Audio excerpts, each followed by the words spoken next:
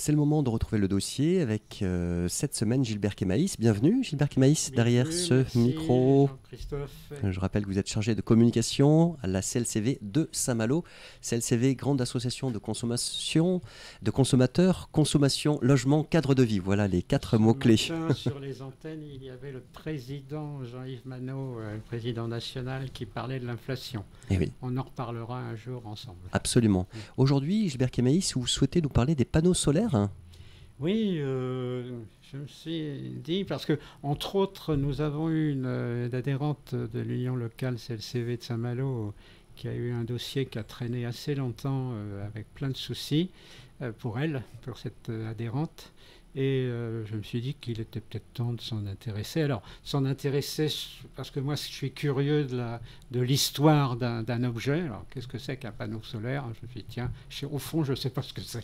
Donc, je vais regarder un petit peu et je me suis aperçu que les recherches datent de 1839 par ce fameux Alexandre Edmond Becquerel. Alors, on connaît Becquerel parce que c'est l'unité de mesure. Voilà, l'unité de mesure de radioactivité. Et puis, bon, il s'est dit qu'on pouvait donc produire de l'électricité en combinant la lumière du soleil en présence de matériaux semi-conducteurs. Alors, je me dis, le matériau semi-conducteur, c'est quoi? C'est un intermédiaire, donc semi, entre l'isolant total et le conducteur, c'est-à-dire le silicium, un minéral qui est extrait sous forme de quartz. Et tout ça est devenu donc très vite le premier. Alors, il n'a pas trouvé jusqu'au bout, parce que il faut dire aussi que Becquerel, c'était un des physiciens qui a eu un des premiers prix Nobel avec Curie. Alors j'ai une petite anecdote, mais je ne peux pas ne pas la... Allez-y. C'est-à-dire que Curie, On vous écoute. Curie et Becquerel se sont un peu fâchés, si je veux dire. C'est-à-dire que Poincaré, à l'époque, a envoyé une liste pour les Nobel, où il y avait Becquerel, Curie, Pierre, mais pas du tout Madame Marie Curie. Ah oui. Et Pierre a dit, si ma femme n'y est pas, moi j'y vais pas. Ouais. Et c'est incroyable, c'est qu'elle l'a eu grâce à son mari, parce qu'il a contesté en disant, nous avons cherché ensemble, nous avons trouvé ensemble. Oui. Alors, Justice a été faite à Marie Curie alors oui, aussi. tout à fait. Donc je ferme la parenthèse. Donc ensuite, il y a eu beaucoup de chercheurs qui ont continué en 1860-70 de s'intéresser à l'énergie solaire, et ils ont donc commencer à se dire comment on peut la maîtriser différemment. Et il y a eu le fameux four solaire qui est installé à Font-Romeu. Alors c'est le plus grand du monde, on a au moins un objet, et qui a pu produire une électricité, une chaleur jusqu'à 3500 degrés.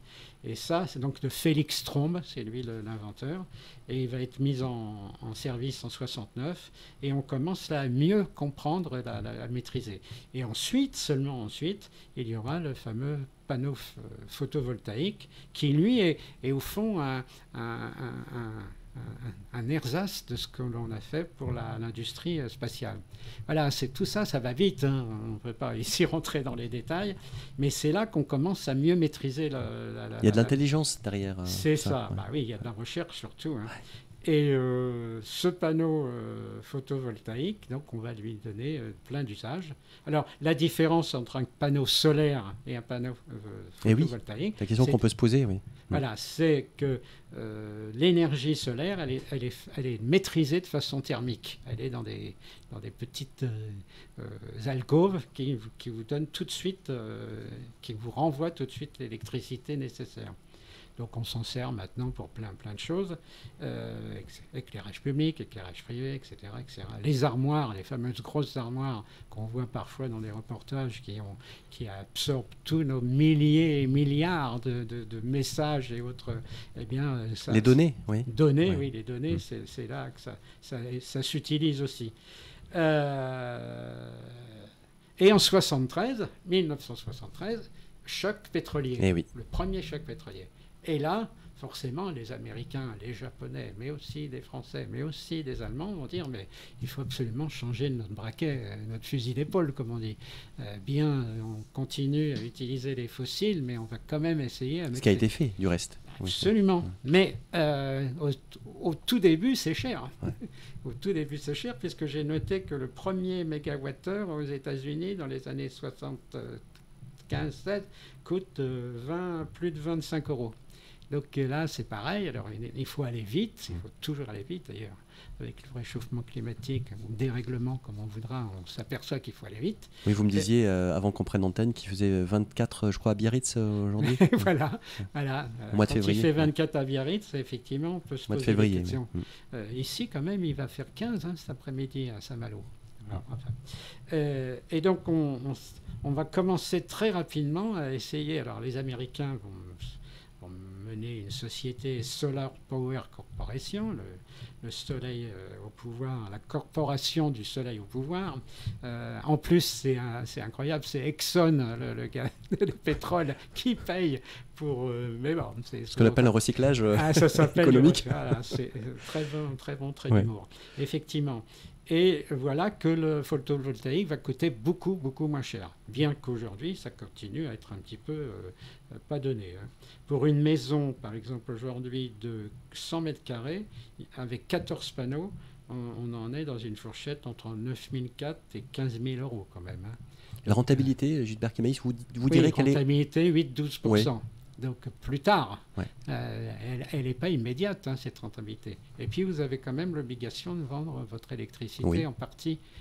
À EDF entre autres. Entre autres. Pas seulement. Voilà. À Enedis, je crois à plusieurs personnes, enfin avec ce contrat, bien sûr. Il faut autre chose aussi dans l'équipement, Gilbert Kimaïs, au niveau... je vois que vous avez bien lu. Je vous suis. Oui, vous avez bien lu. Donc, en plus des panneaux récepteurs, en fait, pour être précis. Il faut une structure d'attache, une espèce de grand boîtier, les câbles.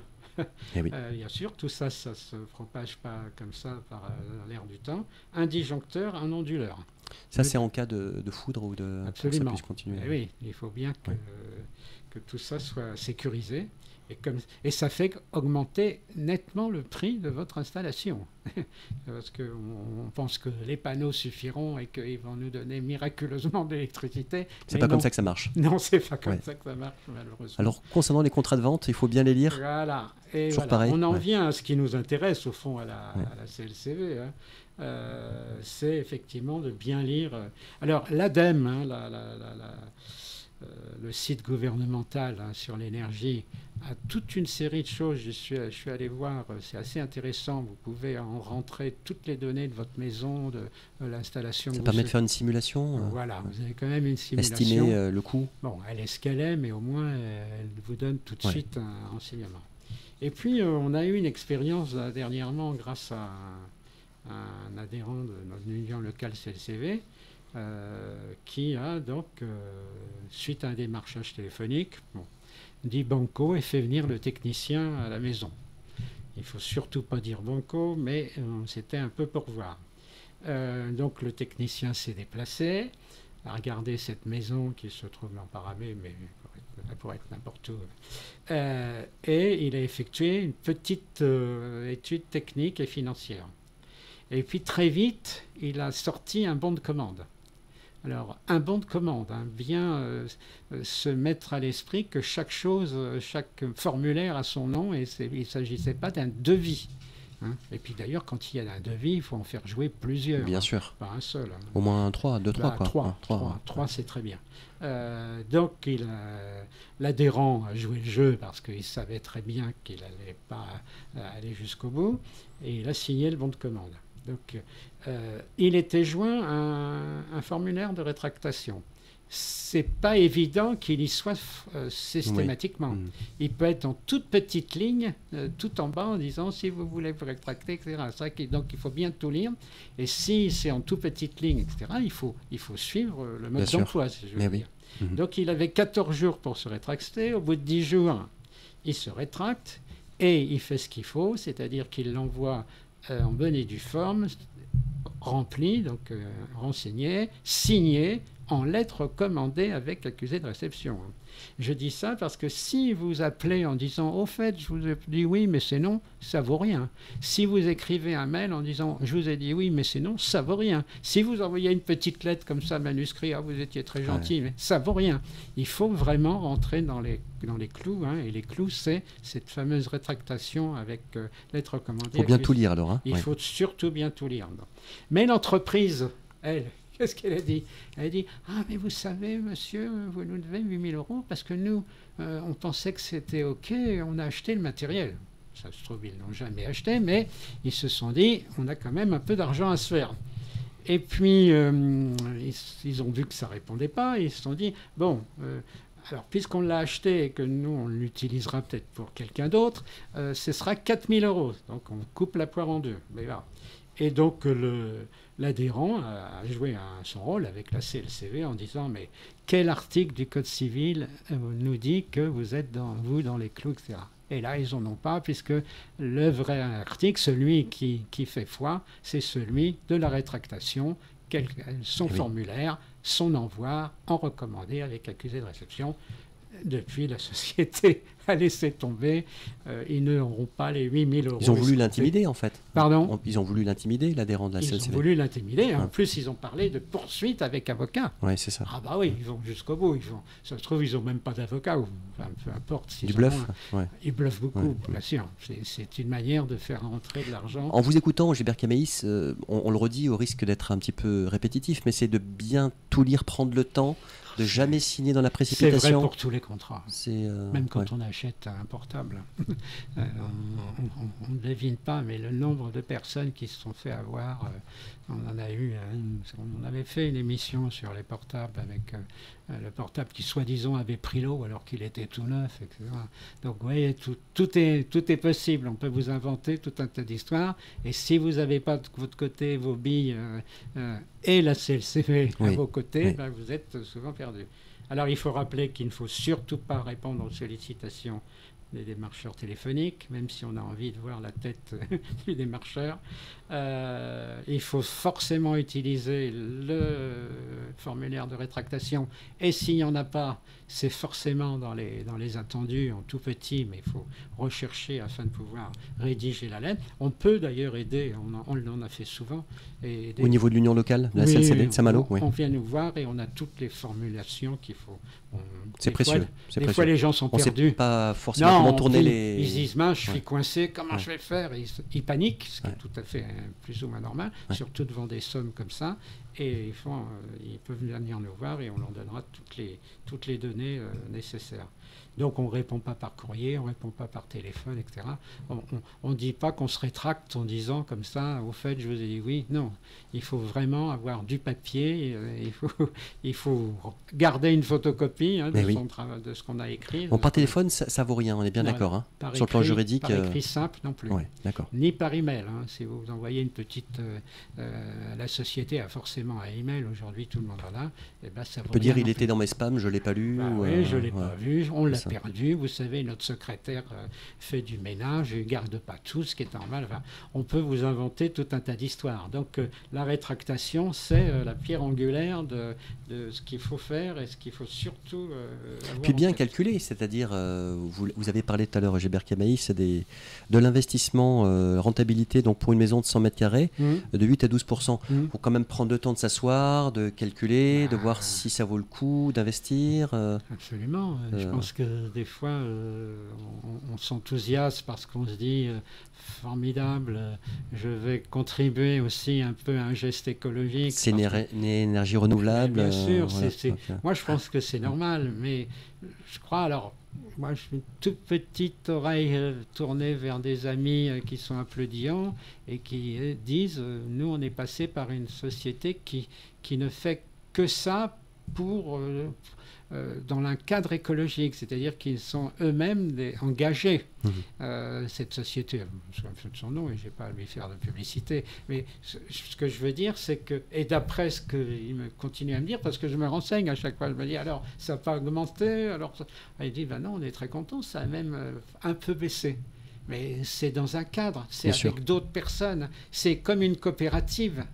Vous voyez, c'est complètement différent. Il y a plein de démarches différentes et il faut se renseigner au maximum. Alors moi, je milite pas pour une, plutôt pour l'autre, parce que en fait, vous nous communiquez des conseils, hein, des recommandations. J'ai compris qu'il existait donc des séries de sociétés qui sont sérieuses, d'après ce que j'entends, avec c'est une maison d'hôte en plus, donc les maisons d'hôtes, ils ont besoin d'énergie, hein, ils ont 4 chambres, ça tourne presque toute l'année, même si ça ferme 2 mois dans l'année.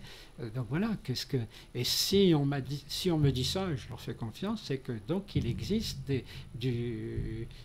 non pas du virtuel, mais du concret pour le panneau photovoltaïque. Mais faut-il encore, et je ne sais pas comment ils ont trouvé, mais en tout cas, ils ont mis la main sur des gens compétents qui ne les ont pas floués. Voilà. Donc l'installation, elle est chère, hein, je l'ai déjà dit, entre 9 400 et 15 100 euros et quelques. Ce qui m'a surpris, alors pas vraiment, c'est que c'est moins cher au nord qu'au sud. Et ça peut s'expliquer. Hein, c'est parce qu'on veut qu'au nord, où il fait normalement moins, il y a moins d'ensoleillement, moins chaud, moins d'ensoleillement, eh ben, encourager l'installation. Alors qu'au sud, bon, même si aujourd'hui tout ça est le marché est déjà au sud. Vous avez des informations un peu? Non, je suis désolé, c'est volonté. D'accord. Non, mais c'est pas. On en reparle. Mais tenez, c'est l'occasion effectivement. Et donc, oui, mais se rendre sur l'ADEME, c'est vraiment bien, moi je trouve. Pour avoir des ressources. Parce que je suis resté assez longtemps sur ce site et il est quand même très sérieux. On peut savoir très clairement ce que l'on va dépenser et si vraiment ça vaut le coup de se lancer dans le panneau solaire photovoltaïque maintenant avec son nouveau baptême. Merci beaucoup Gilbert Kémaïs, chargé de communication de l'Union locale, donc c'est le CV de Saint-Malo, pour tous ces conseils. Voilà, donc les permanences. 14h, 17h. C'est place du Manoir. Place du Manoir, à Saint-Malo. Souvent on ne trouve pas le 2 parce qu'on croit que c'est en face où il y a le service jeunesse, mais c'est une toute petite place, on peut nous trouver, on nous appelle et on vous indique le chemin. Eh bien encore merci pour tous ces conseils et à bientôt derrière ce micro. Au revoir. Au revoir.